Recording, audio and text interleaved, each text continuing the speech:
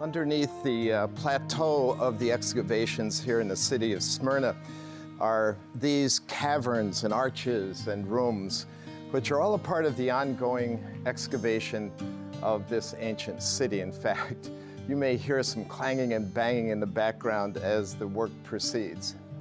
But being down here reminds me of the second weight of tribulation that was placed on the early church in this ancient city. As Jesus said, I know not just your poverty, but that you are slandered by the Jews of the synagogue of Satan. This made life very tough for the early Christians, this slander. It gives whole new meaning to that. Sticks and stones will break my bones, but names will never hurt me, because these names really hurt the early Christians. The Jews wanted to be distanced from the church. The Jews, interestingly enough, had a cover with the Roman Empire. They had an exemption from claiming that Caesar was Lord, since their one God was the God of Israel. These early Christians threatened that exemption because they were trouble for Rome. So they wanted to kick the Christians out of the synagogue. And in so doing, they slandered their name. So the slander was that these Christians had orgies in their gatherings. They said that at these love feasts, they ate the body of Christ and drank his blood in communion. So the slander was that these early Christians were cannibalistic in their feasts. They called each other brother and sister. So the slander was that they were anti-family. In the structure of Rome, the family was very important, that these were people who did not care about their families, just about each other.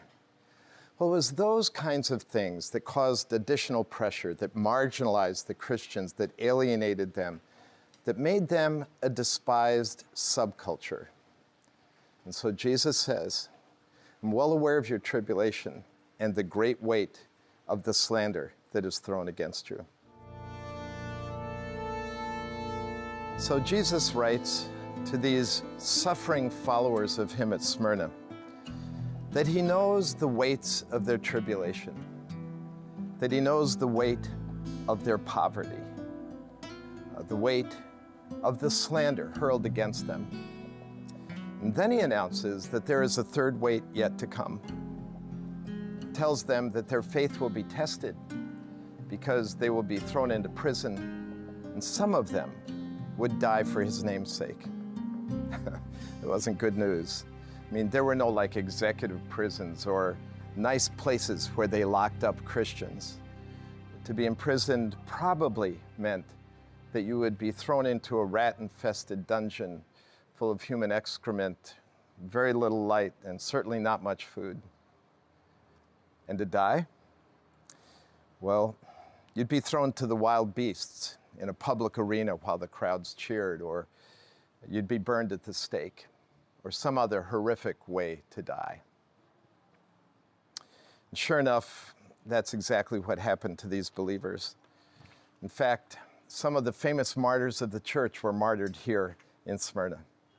The most famous of them was Polycarp, the bishop of the 2nd century church. Polycarp lived long and distributed scriptures. He guarded the church against heresy. He's one of our most famous heroes. He had a dream one night in his older age of his pillow catching fire, and he told his friends the next day that he thought that was God warning him about being burned at the stake for his faith. And sure enough, the proconsul of this area of the Roman Empire sent guards a few days later to get Polycarp and bring him before the proconsul.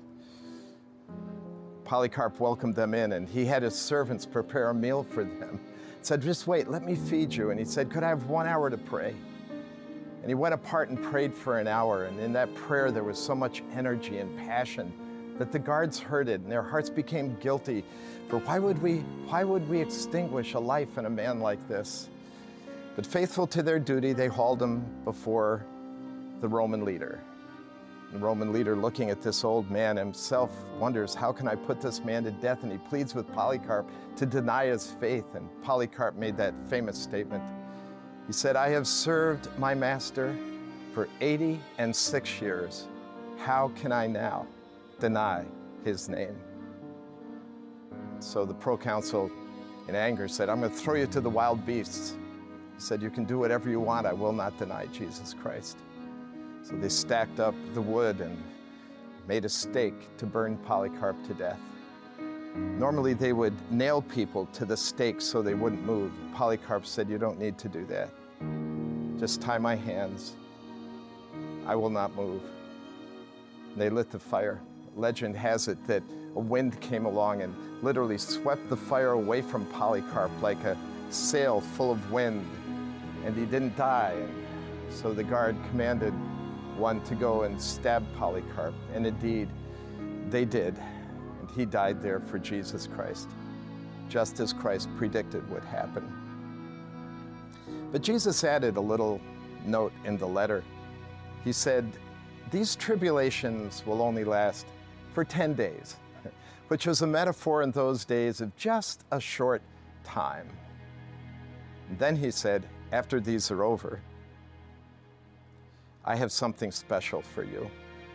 See, I think life is a lot like a feature-length film. We freeze frame it in Smyrna with the poverty and the slander, the imprisonment and the death of these Christians. If that's all you have, you're in total despair. Why wouldn't you deny the name of Christ? But there's more. And Jesus Christ is the executive producer. And at the end of the film, there is great reward. And Jesus adds that at the end of the letter.